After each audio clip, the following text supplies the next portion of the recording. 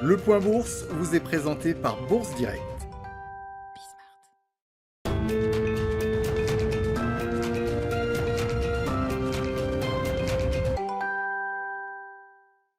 Clôture en léger recul ce soir pour le CAC 40. L'indice parisien perd 0,36% à 5765 points. Le CAC 40 qui continue sa pause aujourd'hui encore sur fond de crainte inflationniste en cas de reprise économique. Les investisseurs qui craignent que les banques centrales resserrent leur politique monétaire accommodante plus tôt que prévu si jamais l'inflation venait à grimper trop rapidement. Les différentes prises de parole de Jérôme Powell sur le sujet, précisant que la Fed restera accommodante aussi longtemps qu'il le faudra, n'éteignent pas ces craintes pour autant. Les investisseurs attendent d'ailleurs les minutes de la dernière réunion de politique monétaire de la Fed pour comprendre le partage de positions au sein de l'institution sur ce sujet. Les taux des bons au trésor américain se tendent de leur côté. Le taux à 10 ans grimpe à 1,27% ce soir et celui à 30 ans à 2,04%. Une remontée qui pourrait signifier une limitation des prises d'initiative sur les marchés actions au profit d'autres actifs comme les obligations. En Europe, les rendements progressent également. Le Bund allemand repasse par exemple en positif pour la première fois depuis un an.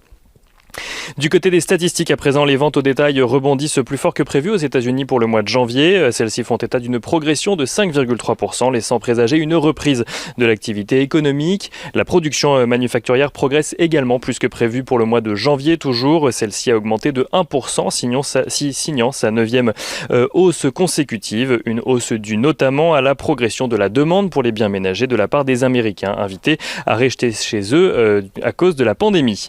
En Europe, Mario Draghi appelle les Italiens à l'union pour combattre le virus, mais aussi pour procéder à la reconstruction du pays, alors que celui-ci a enregistré une des pires chutes de PIB de la zone euro en 2020.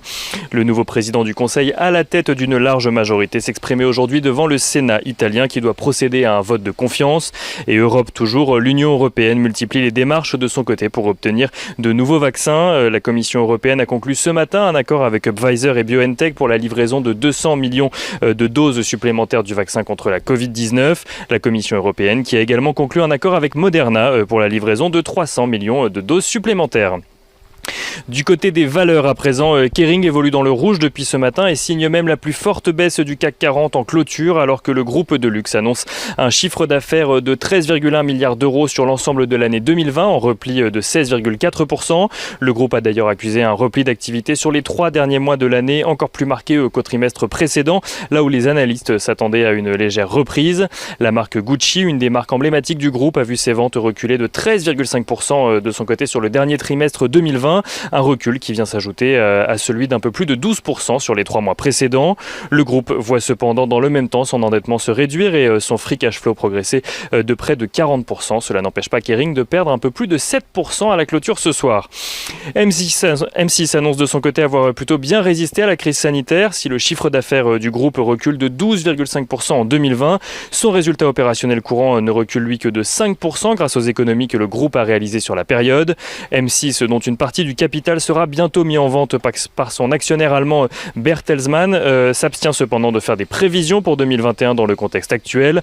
Son PDG Nicolas de Taverneau se contente de plaider pour des concentrations dans le secteur des médias pour faire face aux plateformes de streaming. M6 qui gagne un peu plus de 12% ce soir.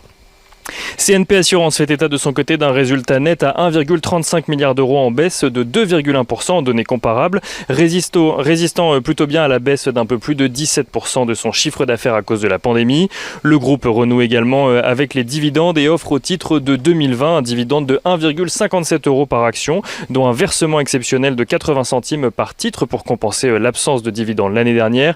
CNP Assurance qui s'apprécie d'un peu moins de 2% ce soir. Et on notera qu'Eramet publie des résultats qui reculent moins que prévu en 2020 avec notamment un rebond de son activité au second semestre. Le groupe par ailleurs affiche son optimisme pour 2021, un optimisme qui porte le titre ce soir qui gagne 14%, un peu plus de 14% à la clôture.